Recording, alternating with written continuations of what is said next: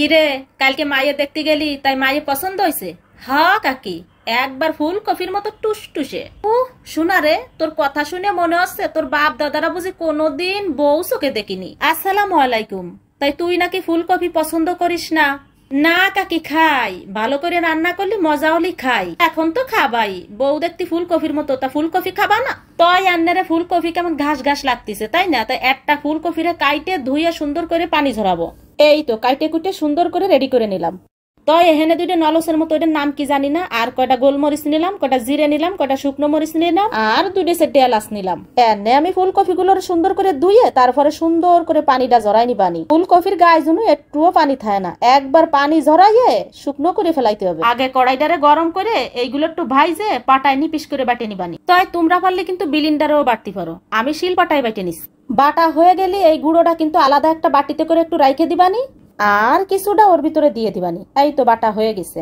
এইবার কড়াইটা গরম করে তার ভিতরে বেশ কিছুটা দিয়ে দিলাম সয়াবিন তেল, তার ভিতরে দিয়ে দিলাম 2 সাইডে শুকনো মরিচ, আর অল্প কটা রসুন কুচি দিয়ে দিলাম। এখন একটু ভালো করে নাড়াচাড়া দিয়ে একটু ভাজা হয়ে গেলে এক মুঠখানি পেঁয়াজ দিয়ে দিলাম। পেঁয়াজ গুলো একটু নাড়াচাড়া দিয়ে হালকা একটু বাদামি বাদামি হবে, তার ভিতরে দিয়ে দিবানি ওই ফুলকপিগুলো। কপিগুলো দিয়ে একটু সময় নাড়াচাড়া করে তার ভিতরে একটু নুন দিয়ে দিবানি। এই তো একটু নাড়াচাড়া দিয়ে তারপরে যে একটু নুন দিয়ে দিলাম। নুন দেওয়ার পরে একটু সানি দিয়ে দিলাম হলুদ। হলুদ দেওয়ার পরে এখন আমি একটু নাড়াচাড়া দিচ্ছি। আর আমি কিন্তু চুলোটা সবসময়ের জন্য লো হিটে রেখেছি, কারণ চুলো রাসটা বাড়াই দিলে কিন্তু তলতে ধরে যাবে। আর আমি যেহেতু পানি দিব না, এই জন্য লো হিটে রেখে ঢাকনা দিয়ে ঢেকে ঢেকে ভেজে নিতে হবে। মজা খাবা তো একটু টমেটো দিবা না? একটা টমেটো কুচি করে দিলাম। তারপরে দিয়ে দিলাম ওই যে ভাজা গুঁড়ো মশলা, ওই কিছু দিয়ে দিলাম আর কিছু রেখে দিলাম। এখন চুলোর হিটটা একবার লো হিটে রাইখে তারপরে ঢাকনা দিয়ে ঢাইকে ঢাইকে আমি সিদ্ধ করে নিব।